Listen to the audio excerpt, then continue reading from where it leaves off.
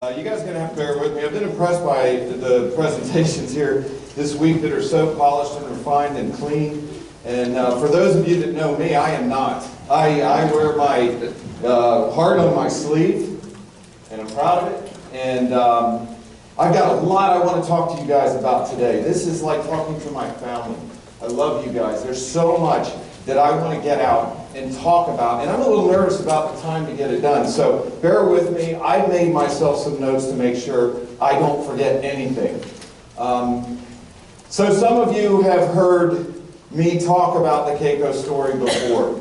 I am going to talk about Keiko again. First of all, let me tell you a little bit about me for those of you that don't know me, and there's not much really to know.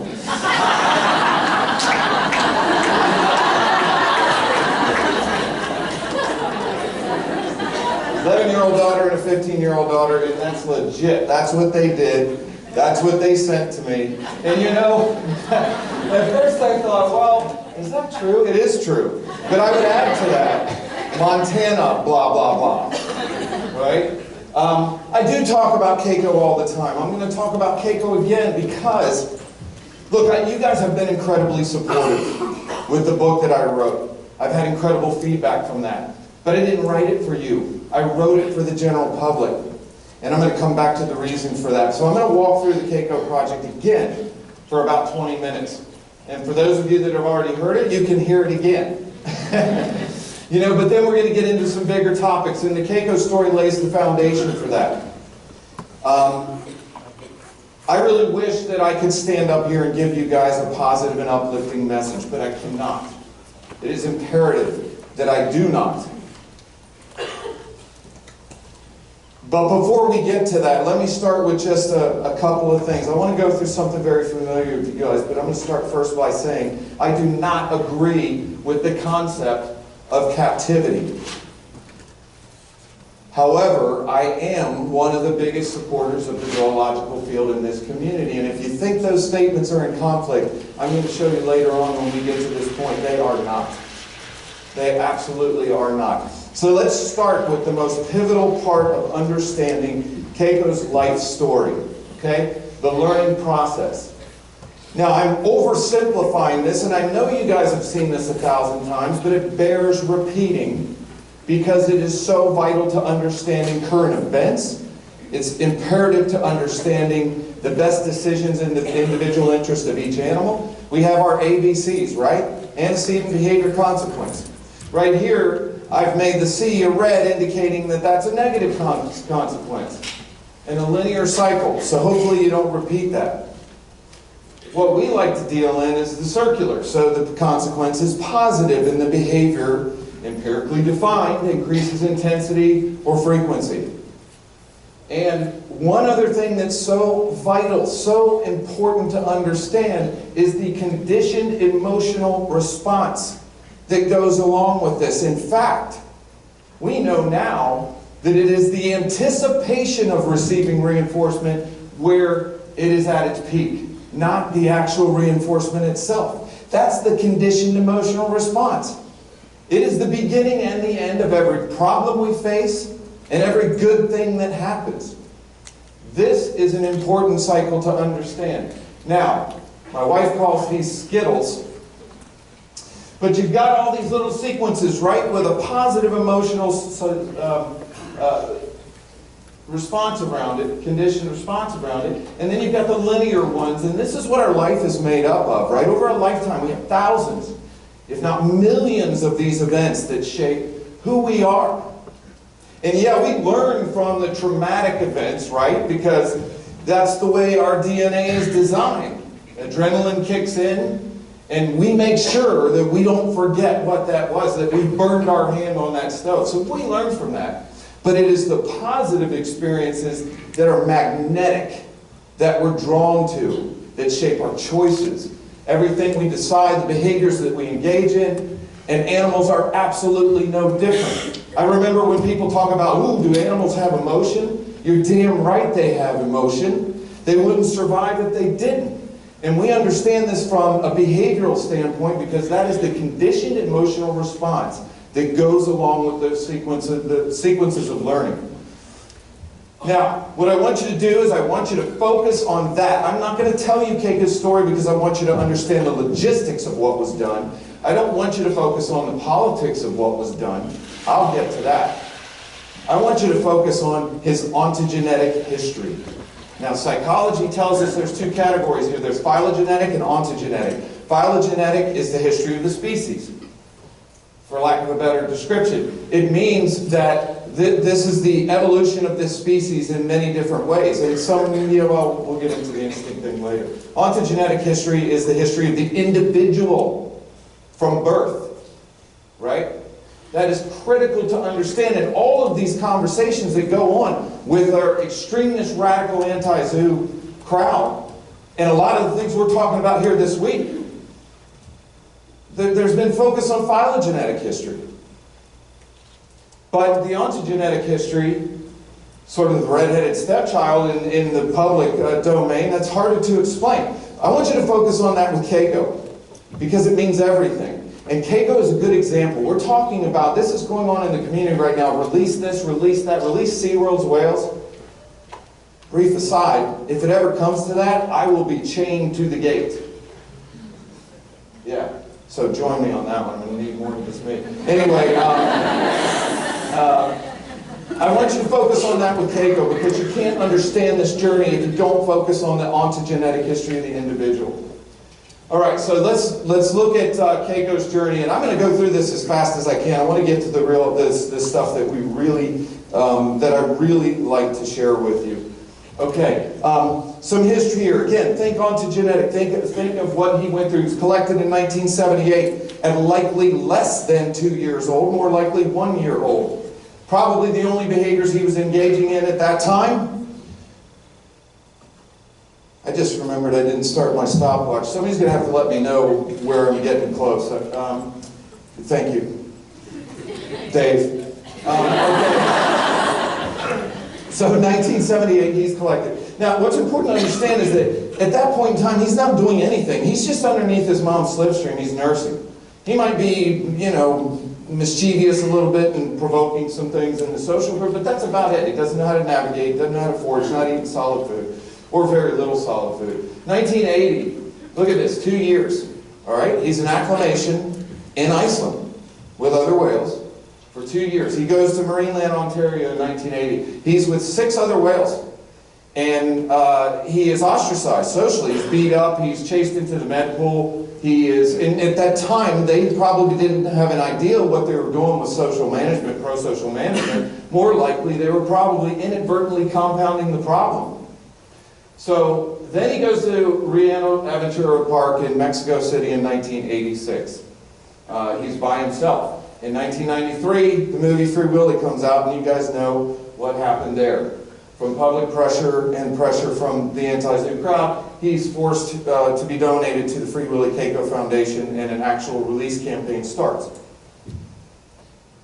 He's taken to Oregon in 1996, and the objective of that phase was to get him fat, get his skin healthy, get him off of special medications. And granted, his pool was pretty small in Mexico, and that makes it very difficult to provide the enrichment physically, mentally, and otherwise. Very difficult, not impossible, but very difficult. But the problem is the water was too warm. They didn't have the right chillers, and the air pollution in Mexico City was pretty bad. So these things did not help his physical situation. In Oregon, they were successful in getting him off of special medications. But you can see from the picture here, the human relationship continued. And this was an animal now at this point that was set to be released. Right? So 1998, September 8th, 1998, he's moved to Iceland as the first real big official step in the release process. That's when I became involved. 5 months after he got to Iceland, I became involved. Now, I got involved because the groups, and these are the groups that are now telling you sanctuary, that are telling our general public that we need to put these whales in a sanctuary. And you notice they backed off of release, because they think they can sell the idea of sanctuary. We're going to get to that. But these are the same groups that are saying this. And this group at this time, they got me involved because after 5 months of being in Iceland, and their story was, Keiko will show us the way, Keiko became a sedentary fat tick. and sat in his pool and did nothing. And they got scared. They didn't know what to do. What are we going to do? His mom hasn't showed up. I'm not kidding you. I am not kidding you. I sat opposite Dave Phillips when he was as serious as a heart attack and asked us when Keiko's mom showed up, would we cut the net? And Robin Friday, my business partner, said, just looked at him as calm as can be. He's the Marlboro man for you guys to know. He looked at him as calm as can be and just said, nope. And Dave Phillips' jaw dropped. But that's the ideology. That's what they thought. All right, so here's their theory, right? Their theory today and then. 18 years ago this project happened. Their story hasn't changed. I know this. I live this all the time. And it's driving me crazy. Right? Their theory is spontaneous recovery, that if you knew something then, when you get back in the context settings of that environment, it's going to spontaneously come back. Okay? Instinct theory. And I put theory up there because instinct is not agreed upon. It's a lot of fun. Google it. If you're really a behavioral geek, Google it. It's a lot of fun. And the only thing that can be agreed on is that there's two very obvious components of instinct. There's drive factors and motivation. Fixed action patterns and motivation. So fixed action patterns means if I have a hand, I can pick something up. But then I have to have the motivation to pick something up. So we know those two components contribute to instinct. But that was one of their theories as well, right? Founding. They said, well, we'll find his family. His mom will swim up. I've already told you about that. And that was their theory. Now, DNA is a fascinating thing because DNA says, I'm going to do everything in my design and mapping for survival of not only the individual, but the species. And the species through the individual. So what are we given? We're given the ability to learn, to adapt, to operate on our environment and navigate by the consequences that occur. This becomes the dominant role in our lives. We jump out of airplanes because it's reinforcing. That's crazy, right? So learned behavior trumps instinct. Instinct helps us out in the first little while. Then we got to adapt. Now, these are 9 criteria that was put together by the Navy Commission to look at the feasibility of releasing dolphins back in 1993. I'm not going to go through them. What I want you to do is look at 7 of the 9 are heavily vested in behavioral sciences, in learning. And yet in the Keiko Project, and in the talk that is going on today about release of animals in sanctuaries, it completely disregards this fact. It completely disregards ontogenetic history. There are biologists that look at the phylogenetic history and go, let's let whales be whales. All right, let's show you what happened. I got involved, nothing was happening. Right, so I'm going to fly through this. There's bigger things I want to get to. There were 3 stages, right? So we mapped out 3 stages. There was the sea pen, the bay pen. And then there was the bay, a bigger area. And then there was getting from the bay to the open ocean. So in very simple terms, in the bay pen, we had to exercise him. We had to increase his response to stimuli. We wanted more of a predatory response. Trainers are nothing compared to Mother Nature. Mother Nature says, if you're having a bad day, tough. If you're second in line, you might die. Trainers go, oh, it's okay. And that's good. That's part of the human-animal bond. But not for this project, right? So we had to get him sharp. We had to get him in shape. And to do that in a sea pen, pivotal point, to do that in a sea pen, we had to have a relationship. I'm sick and tired of all this talk amongst our detractors that there's no relationship. It's all about food. Let me tell you something with a killer whale. Every one of you know, down to Asian otters and any other, I shouldn't say down to, you know what I mean, that it is all about relationship. In fact, I think everybody should have to train an Asian otter before they ever go near a killer whale. But it is all about relationship. We had to push him to levels of exercise he had never seen before in his life, and you can't do that with food. You can't do that with food. You can't even be safe with just food.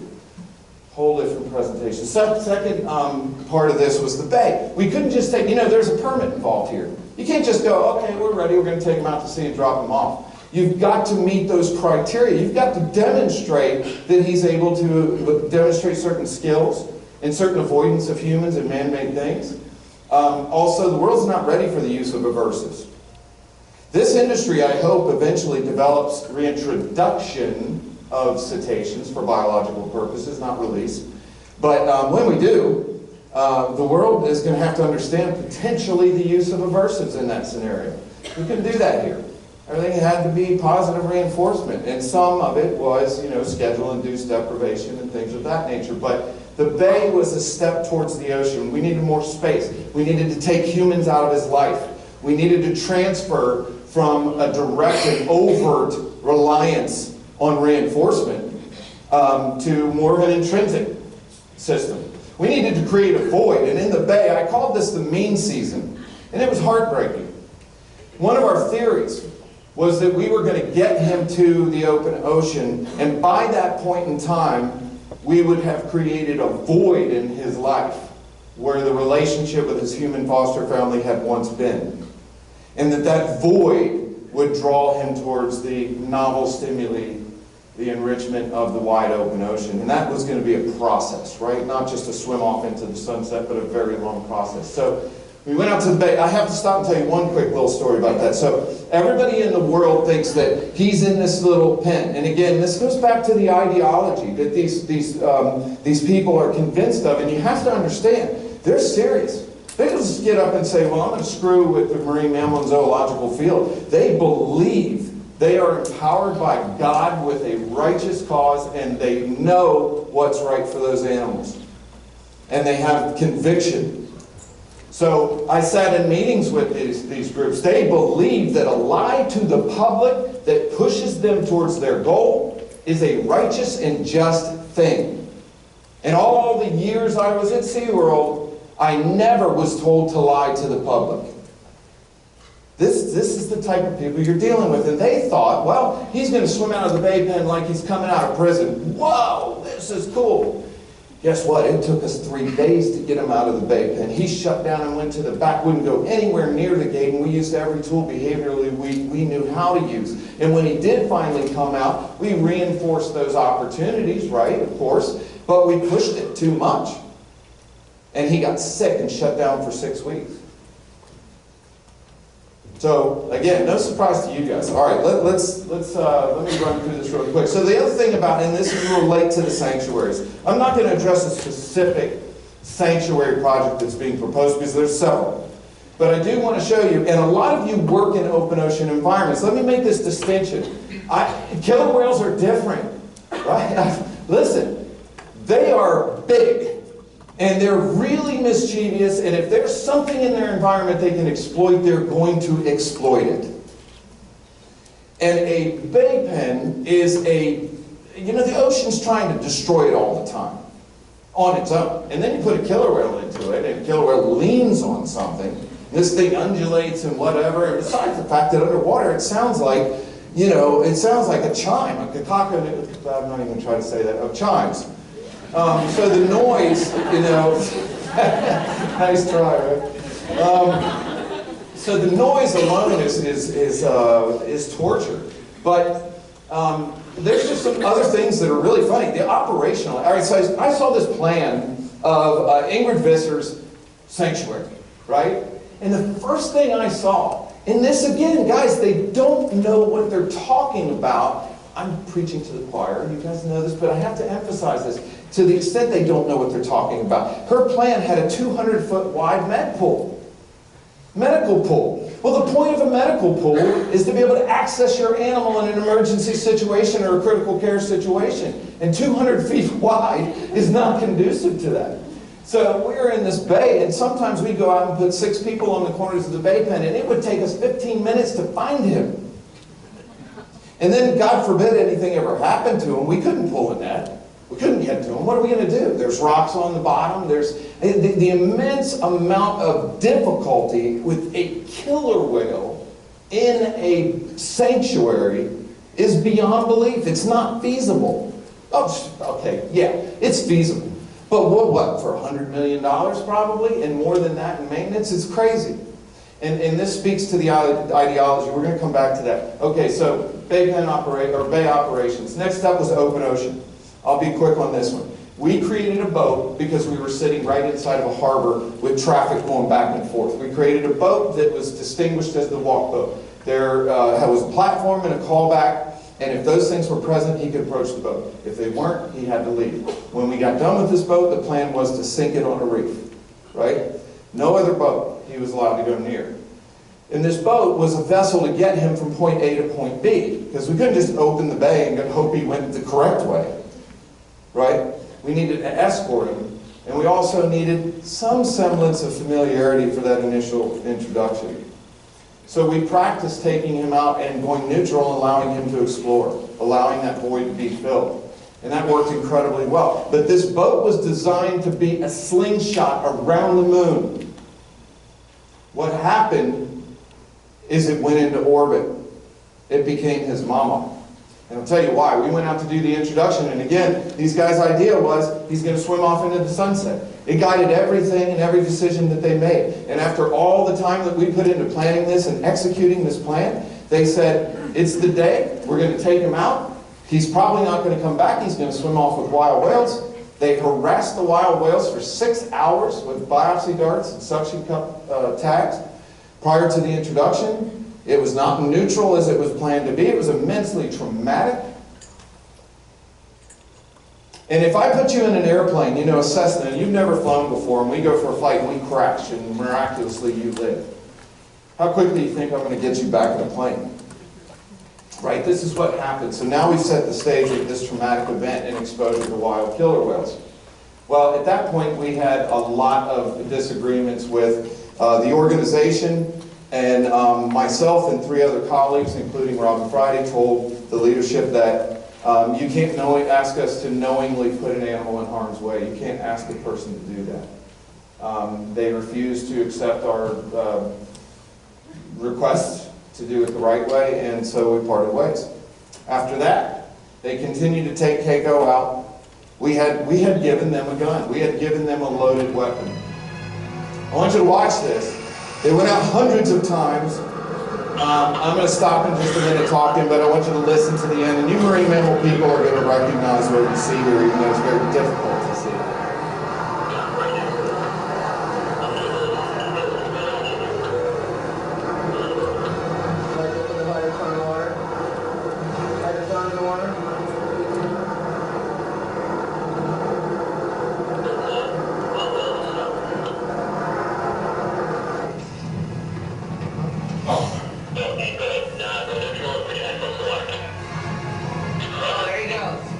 Right there. Boom. Taking off? Yep. Just let the heads out. Take this bucket. Take this bucket. Oh, man. They're falling. Well, the other one's down. Can we keep going that direction, please? Hundreds of times over the next couple seasons, they took him out with wild whales. They herded him, shepherded him, forced him on those wild whales. And this is a bull killer whale. He's not accepted in that group. And their idea that, well, we'll find his family. We did find his family. We identified the same genomes in the wild populations that Keiko had, and he was exposed to them many times. It doesn't matter. Look, if you're adopted, you're walking through a crowded mall, and you were adopted at a young age, you think you're going to spontaneously recognize your biological mother or father in a crowd? Animals aren't made of magic. But this is where we're at with our society and the skepticism. So they took him out there, they herded him onto these animals. This animal, to get quickly to the point from a behavioral standpoint, they created a no man's land, right? So they made the walk boat his mama, his new mama in this foreign environment. And they continued to repeat this and rehearse this. So I want to go back to this really quick, just to remember what their theories were. Well, in stark juxtaposition, this is the reality. And this is the challenge for us. This isn't a soundbite. Joe Sixpack isn't going to sit around and listen to this. But this is the reality. This is what goes on when you're putting an animal through such an immense amount of change. Okay. So let's finish up what happened. And by the way, I'm skipping so much. I mean, you know, this really requires a book, fortunately.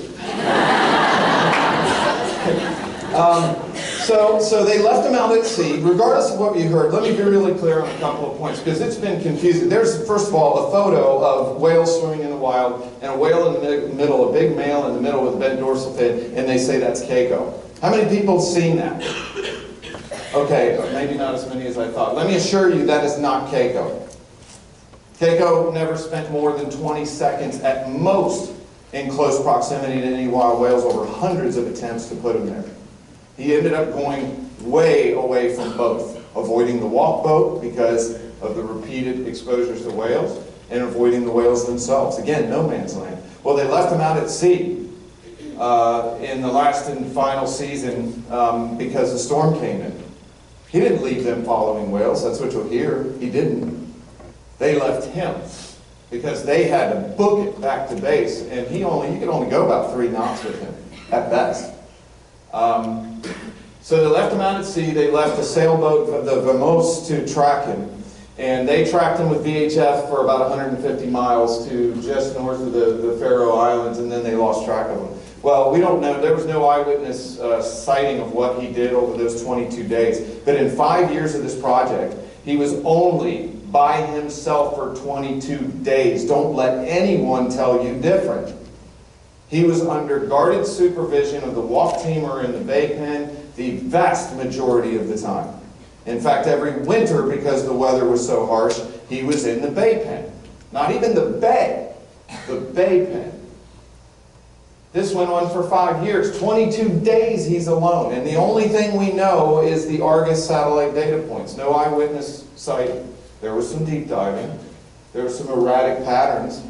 But if you look at the weather, the oceanic currents in that region during that time frame, that follows precisely the surface currents of the ocean. And we saw Keiko rehearse that behavior when we were out on walks. He would just take the path of least resistance. He'd follow the current.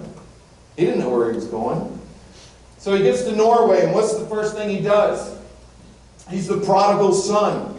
He returns to his foster family. He goes after the only thing that's familiar to him.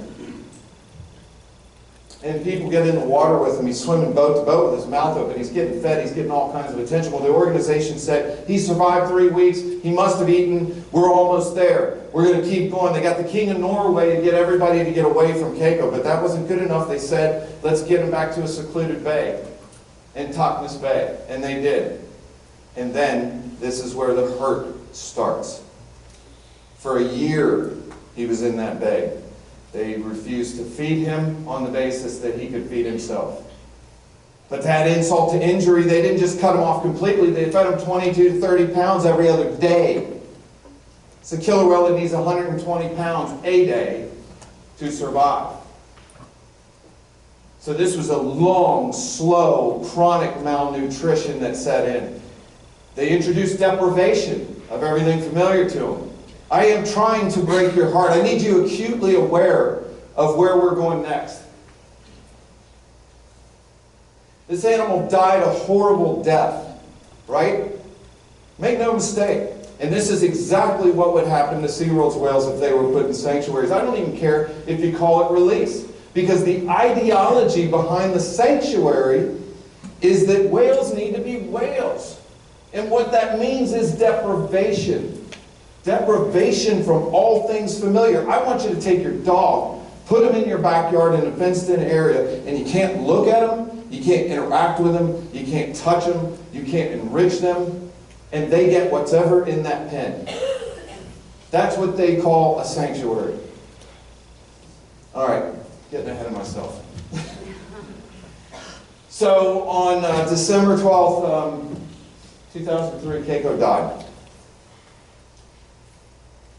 Not much more you can say about that. One thing that's consistent throughout his life, whether it was Oregon, Iceland, Norway, was people. It's people. So I talked about this in Mexico because Mexico feels persecuted over this Keiko thing. Oh, you guys are the villains. You did this to me in this small pool. Let me tell you something about Keiko's life in Mexico.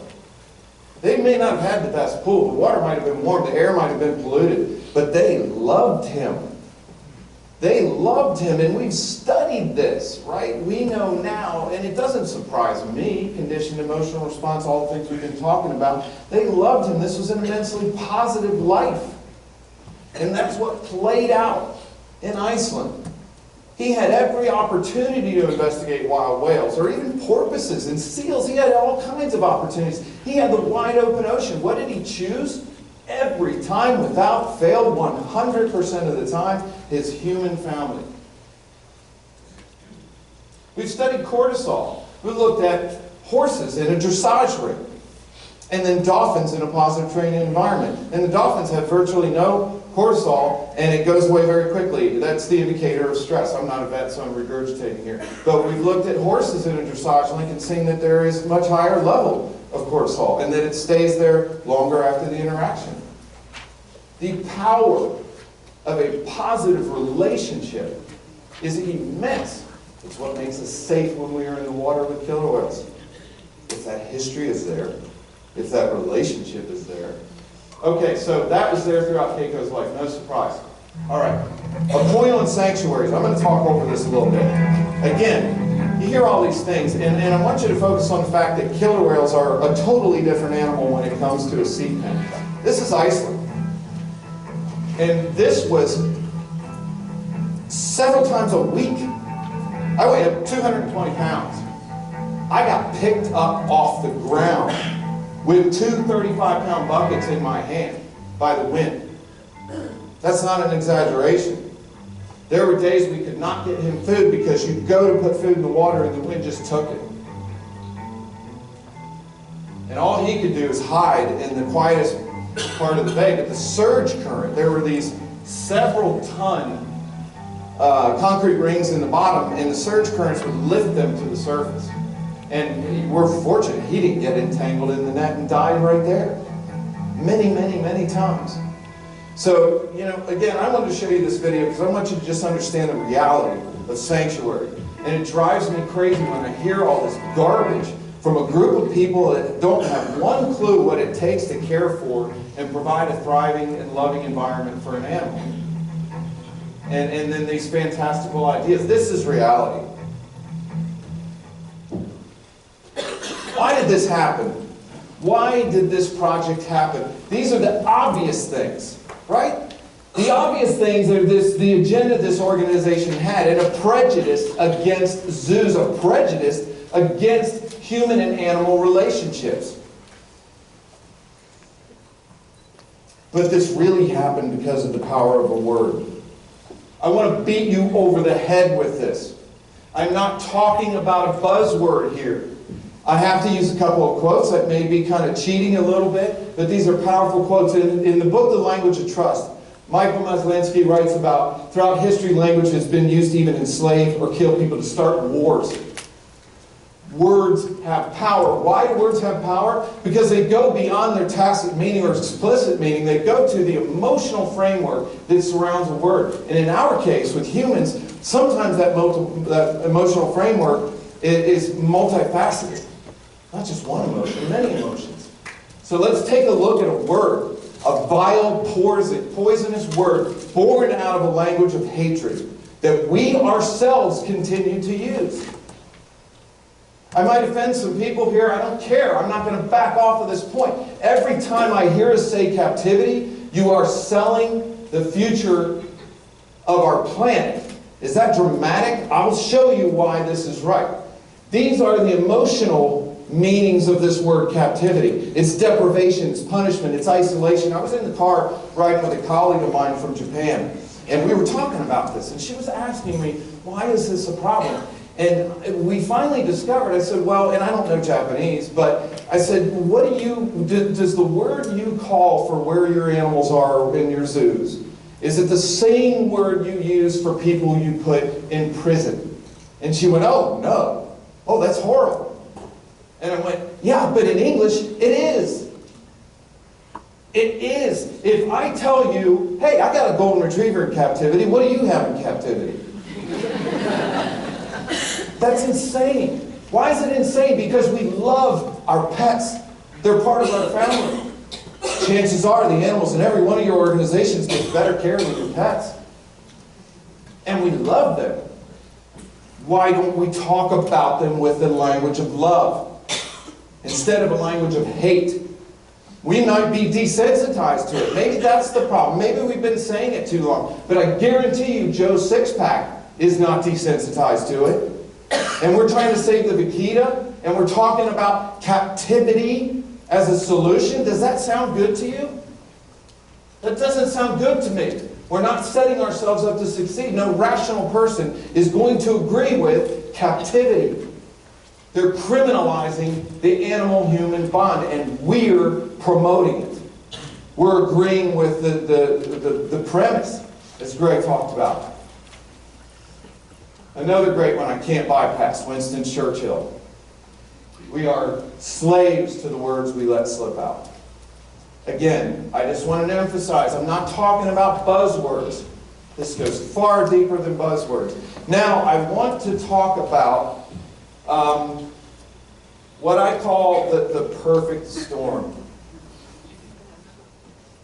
And this is what's going on right now, and it goes far beyond our detractors. I'm not going to sit here and tell you about how bad the bad guys are and how unjustly we're put in a corner. We know that.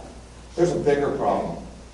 And we're asleep at the wheel, in my opinion. We are absolutely asleep at the wheel.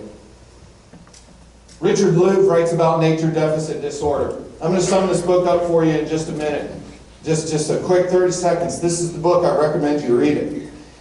And it's not expressly about the problems that we deal with, but what this book says, and to be so that I can make sure I'm very clear here, I want to read the actual quotes to you.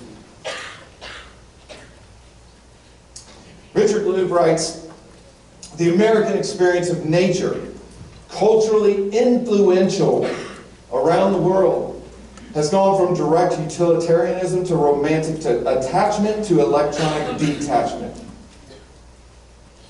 The average young person today is the least experienced with nature of any generation before them. The perfect storm. We're using the wrong language. We're talking out of a language of hate. We're accepting the premise. We're talking to an audience that has nature deficit disorder, doesn't understand the nature of things. And here's a damn good example. I could have brought up 12 or 20 different examples. This goes viral all over the internet. Every one of us in this room looked at it and went, oh my God. Because these people, they get an idea in their head, this romantic, fantastical idea that animals and people are exactly alike, and I'm going to get in the water and swim with this killer whale. And this killer whale is about to eat this guy. Precursors coming out the ears. We are the experts. And this is the other part of the perfect storm. The court of Facebook, the death of the expert. The subject matter expert doesn't matter anymore. We're building a case here to get to the real pinnacle point I want to make with you guys today. I want to read one more quote from Richard Louv's book.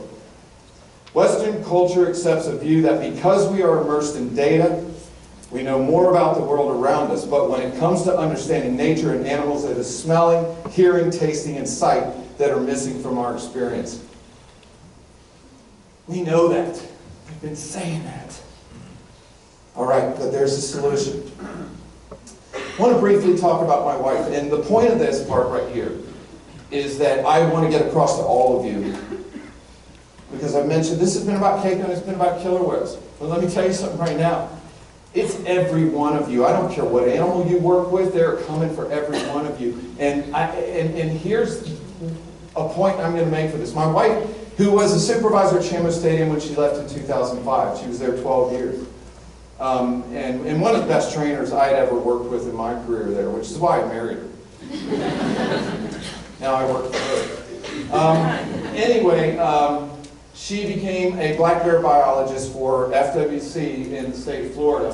And principally, she doesn't have a biology background per se, but they hired her because of her behavioral background. They're recognizing the need for that. Well, the point I want to make here is that she works in a zoo. It's no different than what we do. Her zoo's called Florida. But the big difference is people live and are exhibited. And it's really difficult to manage because they won't listen to you. Well, here's a 761-pound Florida black bear, perfectly healthy, beautiful animal. I won't say euthanized. He wasn't euthanized. He was put down. He was killed because people would not protect their trash. Because people wouldn't shut the garage door. Because crazy cat lady wants to feed the cats and doesn't realize the bears eat it too. They don't want to hunt in Florida, but they don't mind if animals get killed because they learn that association, right? This is what's happening in Florida. Those are the number of nuisance calls. This is what she deals with, and she's persecuted. But they look at those bears like they're babies. They love them. They want them to thrive. This is what's happened in Florida with the bears and what their challenge is now. Where we are now is where the green arrow is in conflict management. But again, this general public, right? This age of skepticism, the wrong language, the death of the expert, all these things coming together. What happens? We get people that think they know better than everybody else. They're not listening to their experts. And animals die for it. There's an organization in Florida called Bear Warriors. When a bear is injured, there's a network they call, sometimes even before FWC, and they go to the site with a kit full of donuts and human food to feed this poor animal. Setting the stage. Now's the real sobering part of this, the age of loneliness. We are in the 6th extinction event. This is the world I see, right? We talk about conservation, and this is what steeled my resolve for zoos in the last 17 years. Because I've been in the field 30 years, worked at SeaWorld and a few other places in consulting capacities, but over the last 17 years I've been blessed to work in the wild with intervention research programs and things of that. And this is what I see. And it just steals my resolve for zoos, because who's next to me in all these situations when it's 3 a.m. on a Christmas holiday or whatever? It's a zoological institution. It's a multi-institutional effort. And the world is bad. I don't need a microscope. I can be anecdotal. I can tell you the Indian River Lagoon has visibly gone from shit to worse. And animals are dying. And we're not talking about this because they've got us pinned down under fire. And we are asleep at the wheel and not recognizing the real crisis. Ladies and gentlemen, the 6th extinction is happening right now.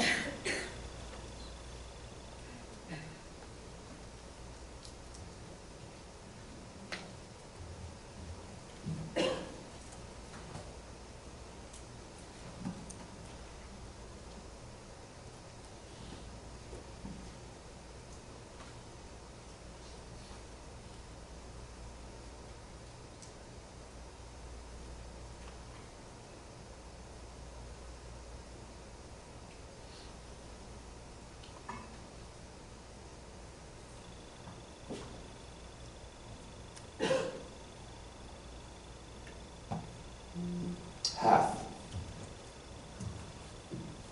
They've reevaluated their estimates several times. We've known about this since the 1970s.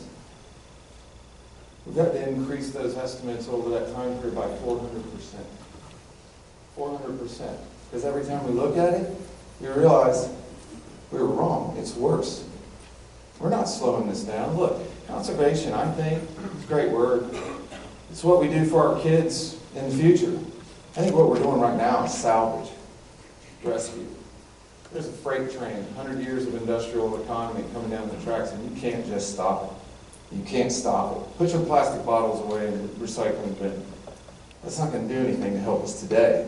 It's going to help our kids. Important to do, but half.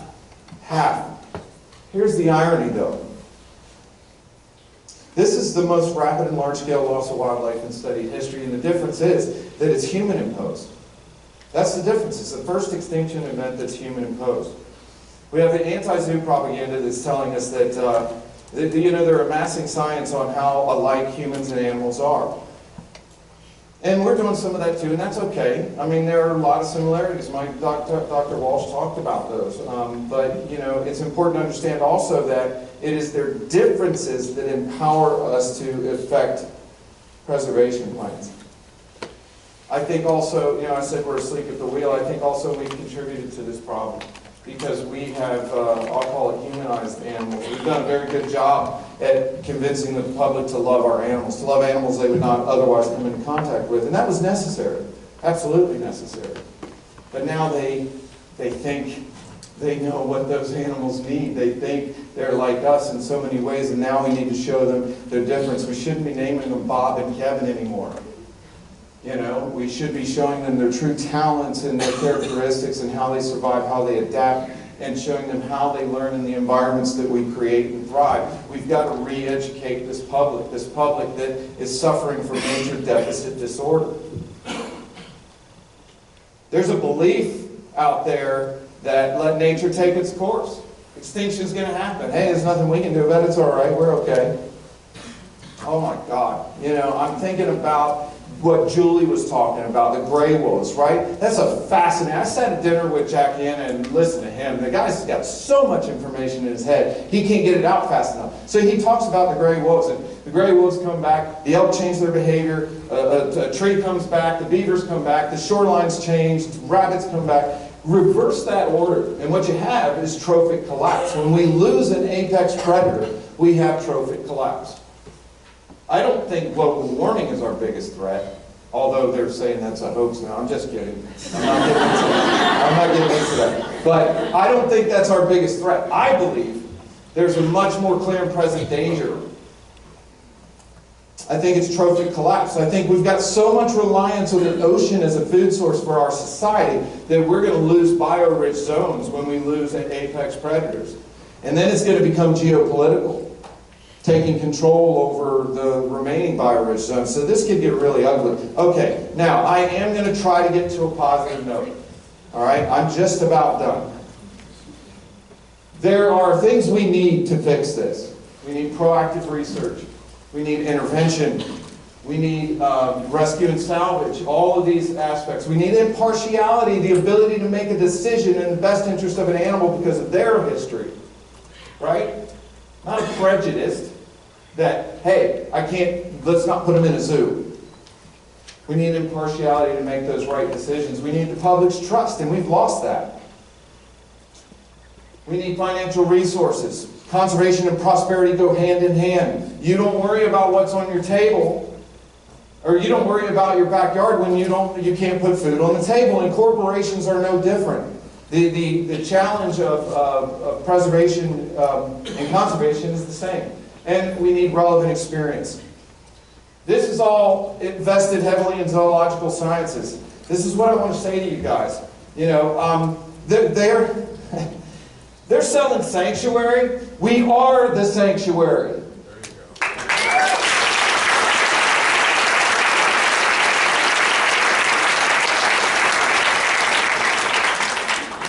We're the showroom floor. We're the foyer, the entrance, the front and center of the fight against the sixth extinction. That's the crisis. I understand that we're fighting with our detractors. And Mandy and I talked about, hey, we got to go on the offensive. And I don't know what that means, but I do know we've got our eyes off the ball. We are already doing this work. That's what gets me. We're already doing this work. But Joe Sixpack doesn't know it because we've got these clowns standing in the way, dominating the voice. And the other thing is, I know zoos are the greatest weapon in our arsenal to fight against the sixth extinction. They're not the only weapon, but they are one of the greatest weapons in that arsenal. When you look at humans and animals in general, humans are bad for animals. History proves that out. But when you look at zoos and the societies of people involved in zoos, we are immensely good for animals. The general public doesn't understand that. They don't understand nature. They don't understand us. They're being distracted by the wrong message. We're not leading our story. We don't speak with one voice. We're continuing to propel a poisonous language of hate that will bury us. And guys,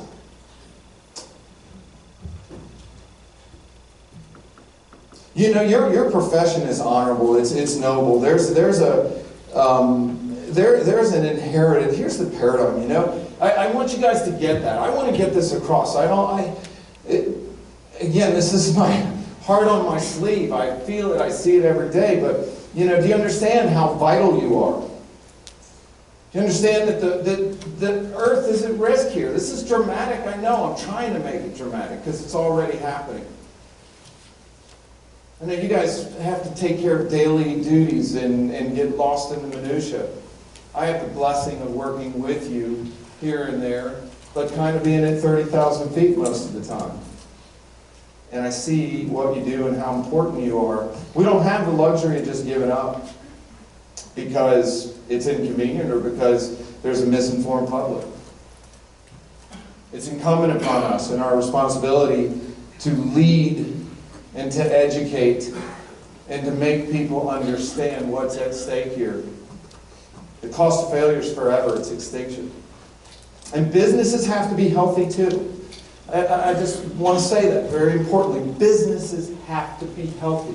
You can't do the work you're doing without that prosperity. I said we need one voice, and I'm going to wrap it up on this. We need one voice. PETA spends $43 million a year on anti-Zoom messaging. $43 million a year. I know we market to our local communities, but literally, guys, we're preaching to the choir. Those are our target audiences. We pale in comparison, we're going to lose that battle. We're just functionally going to lose that battle if we don't change it. NFL has Play 60.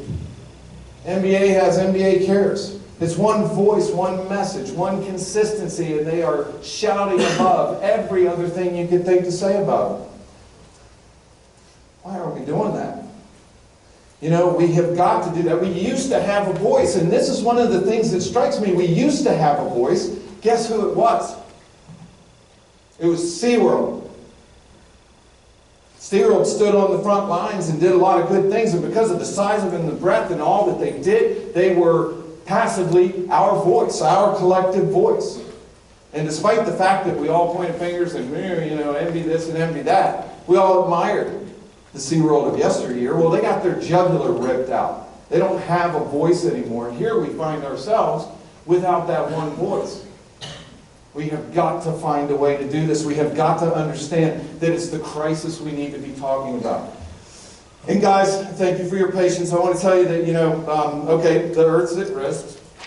The odds are against us. The situation is grim. Just another day at the office. Sounds like a lot of fun. We're the ones to do it. Thank you for your time. Really appreciate it.